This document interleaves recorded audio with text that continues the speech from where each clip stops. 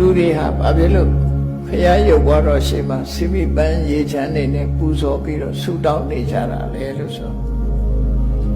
ဓာတ်ကိုးပဲတဲ့အစဉ်လာကြီးကနေပြောင်းလဲလာတာဖြစ်တော့ကြောင့်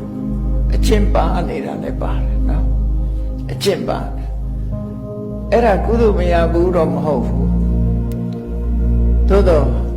တကယ်အနှစ်သာရရှိတဲ့အလုပ်မဟုတ်တာတော့သိကြတယ်ဒီတဲ့အနှစ်သာရရှိတဲ့အလုပ်ကဘာလဲလို့ဆိုရသော်ဘုရားကဘယ်လိုနေရမယ်ဘယ်လိုထိုင်ရမယ်လို့ခေါ်တယ်လေ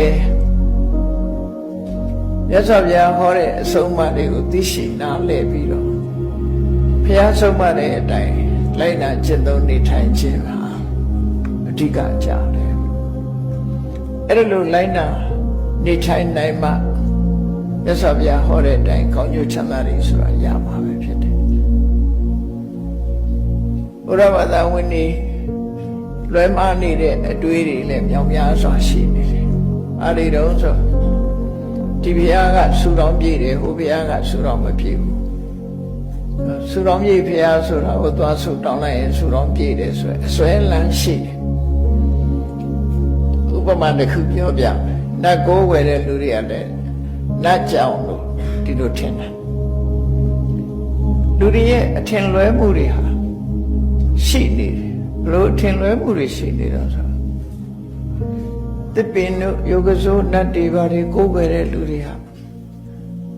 တိုက်ဆိုင်မှုလေးတွေနဲ့ဖြစ်သွားတယ်သူတို့ကိုးကွယ်ပြီးဆုတောင်းလိုက်တဲ့အခါဥပမာမဲ့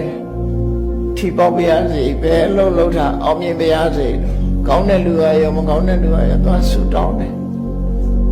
ဆုတောင်းတာနဲ့ရတာနဲ့သွားဆုံစည်းတတ်တယ်ဆုံလိုက်တဲ့အခါဒါသာဆုတောင်းပြတာပဲလူတွေအဲ့လိုထင်သွားတာတကယ်ကတော့ဘုရားဆုပေးတာလည်းမဟုတ်ဘူး